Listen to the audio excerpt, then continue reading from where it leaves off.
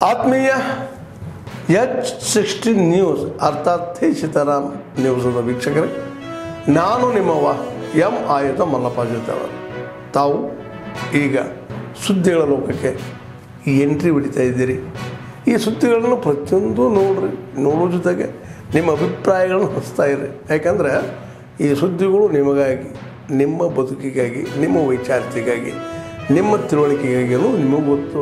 ಜೊತೆಗೆ ನಮಗೂ ನಿಮ್ಮೊಂದಿಗೆ ಇದೊಂದು ಮಾತಾಡುವಂಥ ಜೊತೆಗೆ ಸುದ್ದಿಗಳನ್ನು ಬಿಡುವಂಥ ಕೆಲಸ. ಈ ಕೆಲಸದಲ್ಲಿ ನಾವು ನಿಮ್ಮೊಂದಿಗಿದ್ದೀವಿ ಅಂತ ಹೇಳ್ತಾ ನೋಡ್ತಾ ಇರಿ ಸುದ್ದಿಗಳನ್ನು. ಜಲವನ್ನು ಹೆಚ್ಚಿಸಲಿಕ್ಕೆ ಮಾತ್ರ, ಯಾರು ದನಕರುಗಳಿಗೆ ಮಾತ್ರ ಆಗಲಿ ಬೇರೆ ನೇರವಾಗಿ ಆ ನೀರನ್ನು ಹೊಲಗಳು ತಗೊಳ್ತಕ್ಕಲಿಕ್ಕೆ ಅವಕಾಶ ಇಲ್ಲ. KC ವ್ಯಾಲಿ ಇರ್ಬೋದು, HN ವ್ಯಾಲಿ ಇರ್ಬೋದು.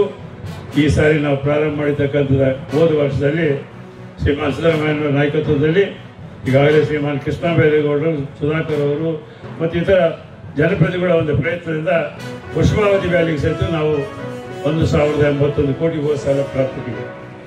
ಈಗ ಮೊನ್ನೆ ಹೋದ ತಿಂಗಳಲ್ಲಿ ಮತ್ತು ಕೃಷ್ಣ ಬೈರೇಗೌಡರು, ಸುಧಾಕರ್ ಅವರು, ಈ ಸಂಬಂಧಪಟ್ಟಿರ್ತಕ್ಕಂಥ ನಮ್ಮ ಸುಬ್ಬಾರೆಡ್ಡಿ ಅವರು, ಇತರ ಜನಪ್ರತಿನಿಧಿಗಳೆಲ್ಲ ಮೀಟಿಂಗ್ ಮಾಡಿ ಆದಷ್ಟು ತೀವ್ರದಲ್ಲಿ ಈ ಬರುವಂಥ 2 ವರ್ಷಗಳಲ್ಲಿ ಈ ವೃಷಭಾವತಿ ವ್ಯಾಲಿಯನ್ನು ಸಹಿತ ಯಶಸ್ವಿ ಮಾಡಿ ಕಂಪ್ಲೀಟ್ ಮಾಡಿ ನಾವು ಈ ಭಾಗದಲ್ಲಿ ತುಮಕೂರು ಇರ್ಬೋದು, ಅದೇ ಚಿಕ್ಕಬಳ್ಳಾಪುರ ಇರ್ಬೋದು ಮತ್ತು ಬೆಂಗಳೂರು ರೂರಲ್ ಇರ್ಬೋದು, ಇವೆಲ್ಲ ಪ್ರದೇಶಗಳಿಗೆ ನೀರು ತುಂಬಿಸಕ್ಕಂಥದ್ದು ಕಾರ್ಯಕ್ರಮ ಮಾಡಬೇಕು ಎಂಬ ಉದ್ದೇಶದಿಂದ 650 ಕೋಟಿ ರೂಪಾಯಿಗೆ ಈಗಾಗಲೇ ಕ್ಯಾಬಿನೆಟ್ಲಿಂದ ಅಪ್ರೂವಲ್ ಆಗಿ ಈ ವಾರದಲ್ಲಿ ಟೆಂಡರ್ ಸಹಿತ ಆಗ್ತಾ ಇದೆ. ಈ ಒಟ್ಟಾರೆ 1700 ಕೋಟಿ ನಾವು ಹೋದ ವರ್ಷ ಈ ವರ್ಷದಲ್ಲಿ ವೃಷಭಾವತಿ ವ್ಯಾಲಿಗೂ ನಾವು ಕೊಟ್ಟಿದ್ದೀವಿ. ಕೊಡಬೇಕಾದ್ರೆ ಈಗಾಗಲೇ ಅವ್ರು ಹೇಳಿದಂತೆ ಶ್ರೀಮಾನ್ ಕೃಷ್ಣ ಬೈರೇಗೌಡರು ರೆವಿನ್ಯೂ ಇಲಾಖೆಯಿಂದ ಸಚಿವರಾಗಿರೋದ್ರಿಂದ ಮತ್ತು ಅವರ ಆಸಕ್ತಿ ಇದೆ. ಈ ಕೋಲಾರ ಜಿಲ್ಲಾ ಏನು ಇದೆ ಇದನ್ನು ಈ ಭಾಗದಲ್ಲಿ ರೈತರಿಗೆ ಅನುಕೂಲ ಮಾಡಿಕೊಡ್ಬೇಕು ಅಂತ ಪ್ರಯತ್ನದಿಂದ ಈಗಾಗಲೇ ನಮಗೆ ಅವರು 550 ಕೋಟಿ ವರ್ಲ್ಡ್ ಬ್ಯಾಂಕು ಮತ್ತು SDMRಲಿಂದ ಮೊದಲನೇದಾಗಿ ಇಂಡಿಪೆಂಡೆಂಟ್ ಆಗಿ MLA ಆದಾಗ ನೀರಿಗೆ ಎಷ್ಟು ಹಾಕಾರ ಇತ್ತಂದ್ರೆ ನಾವು ಹಳ್ಳಿಗಳಿಗೆ ಹೋಗಕ್ಕೆ ಭಯ ಪಡ್ತಾ ಇದ್ವಿ.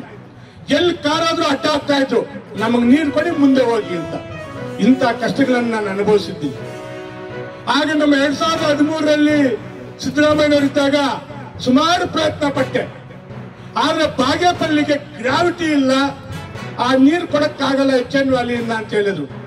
ಆದ್ರೂ ನಾವು ಸುಮಾರು ಸಲ ನೀವು ನಂಬಿ ಬಿಡಿ, ಸಾಹೇಬ್ರು ಇಲ್ಲೇ ಇದ್ದಾರೆ.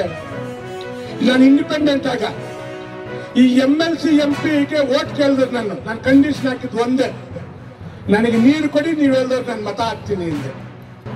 ಆದ್ರೂ ಸಿದ್ದರಾಮಯ್ಯ ಒಪ್ಕೊಂಡ್ರು, ನಿನ್ಗೆ ಯಾಕೆ ನೀನು ಹಾಕಯ್ಯ ಮತ ನಾನು ಕೊಡ್ತೀನಿ ಅಂತ.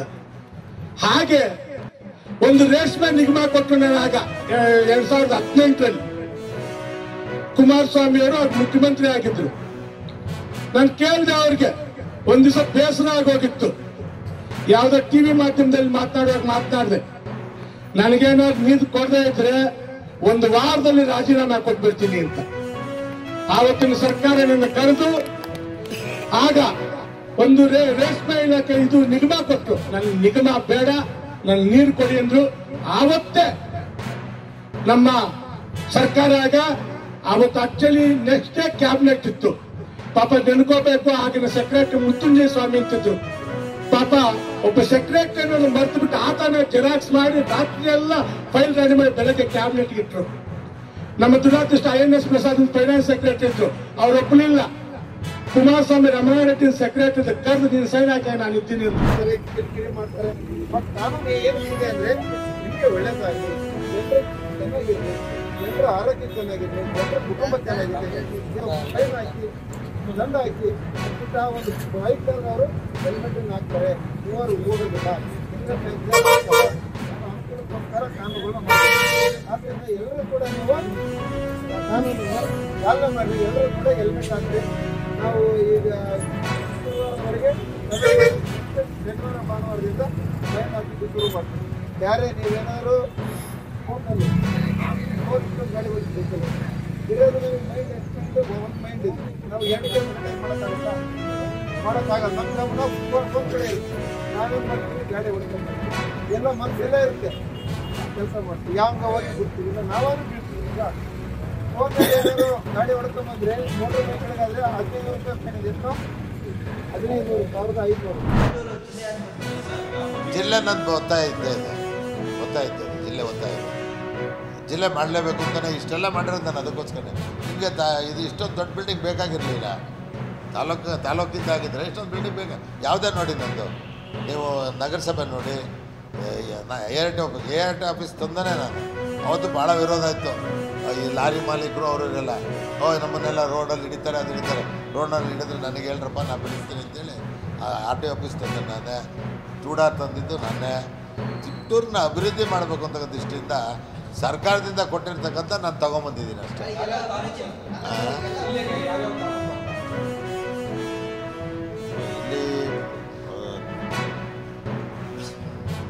ಇಲ್ಲಿ ಎಲ್ಲ ಬಾಯಿ ಬಿಡ್ಸೋಕ್ಕೆ ಹೋಗ್ತಿರಲ್ಲ. ತುರುವೇಕೆರೆ, ಚಿಕ್ಕನಾಯಕನಹಳ್ಳಿ, ತಿಪ್ಟೂರು, ಅರಸೀಕೆರೆ, ಹುಳಿಯಾರು ತಾಲೂಕು ಮಾಡಿಸ್ಬೇಕು ಅಂತ ಒತ್ತಾಯ ಮಾಡ್ತಿದ್ದೀನಿ. ಜಯಚಂದ್ರ ಅವ್ರಿಗೆ ಹೇಳಿದೆ, ಬರೀ ಹೋಬಳಿ ಮಾಡ್ತೀನಿ ಅಂತೀಯ, ತಾಲೂಕು ಮಾಡಪ್ಪ, ನಿನ್ನ ಕಾಲ ಆಗದೆ ಇದ್ದರೆ ನಾನು ಹಂಸಂದ್ರ ತಾಲೂಕು ಮಾಡೋಕ್ಕೆ ಹೇಳ್ತೀನಿ ಅಂತ.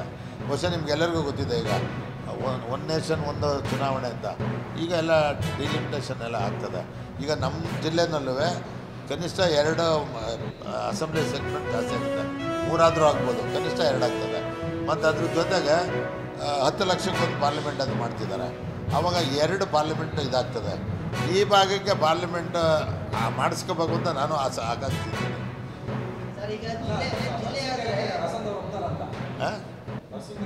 ಅರಸೀಕೆರೆ ಒಪ್ಕೊತಾರೆ, ಹಾಸನದವ್ರು ಒಪ್ತಾರೆ ಗೊತ್ತಿಲ್ಲ. ಅರಸೀಕೆರೆ ಶಾಸಕರು ನಾನು ಬರ್ತೀನಪ್ಪ ನಿನ್ನ ಜೊತೆ ಅಂತ ಹೇಳಿದ್ದಾರೆ. ಅರಸೀಕೆರೆ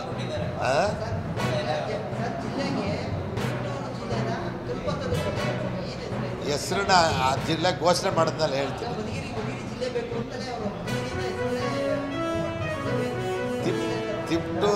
ತಿಪ್ಟೂರು ಕಲ್ಪತರು ಜಿಲ್ಲೆ,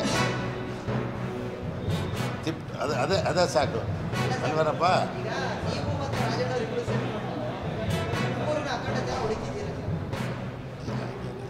ಯಾಕಂತಾರ?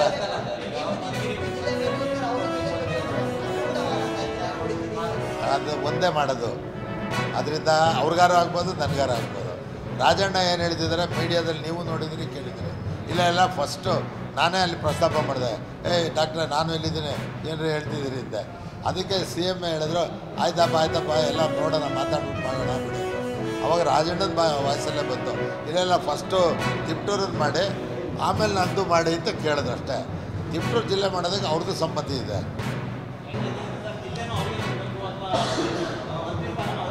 ಅದು ಹೇಳಬಿಟ್ನಲ್ಲ, ಮಂತ್ರಿ ತಗೊಂಬಿಡಪ್ಪ ನೀನೇ, ಜಿಲ್ಲೆ ನನಗೆ ಬಿಡು ಅಂತ ಕೊಟ್ಟು ಬಿಡ್ರಲ್ಲ. ಆದ್ಮೇಲೆ ಎಲ್ಲ ಸುದ್ದಿಗಳನ್ನು ನೋಡಿದ್ರಲ್ಲ, ಏನು ಅನಿಸ್ತು ನಿಮಗೆ? ಇದರಲ್ಲೇ ನಿಮ್ಗೆ ಲೈಕ್ ಆಗಿರ್ಬೋದು, ಡಿಸ್ಲೈಕು ಆಗಿರ್ಬೋದು, ಕಾಮೆಂಟ್ ಬೇಡಪ್ಪ ಅಂತೂ ಅನಿಸಿರ್ಬೋದು, ಕಾಮೆಂಟ್ ಮಾಡಬೇಕಪ್ಪ ಅನಿಸಿರ್ಬೋದು, ಶೇರ್ ಮಾಡಬಾರ್ದಪ್ಪ ಅನಿಸಿರ್ಬೋದು, ಅದು ಮಾಡಬೇಕು ಅನಿಸಿರ್ಬೋದು. ಏನಾದರೂ ಆಗಲಿ ಶೇರ್ ಮಾಡ್ತಾಯಿರಿ, ಈ ನ್ಯೂಸ್ಗಳನ್ನ ಹಂಚ್ತಾ ಇರಿ, ಜೊತೆಗೆ ಇದಕ್ಕೆ ಸಬ್ಸ್ಕ್ರೈಬ್ ಆಗ್ತಾಯಿರಿ ಅಂತ ಹೇಳ್ತಾ, H16 ನ್ಯೂಸ್ ಅರ್ಥಾತ್ ಹೇ ಸೀತಾರಾಮ್, ಇದು ಸತ್ಯದ ಕೈಗೆ ನಡಿ. ವಂದನೆಗಳು.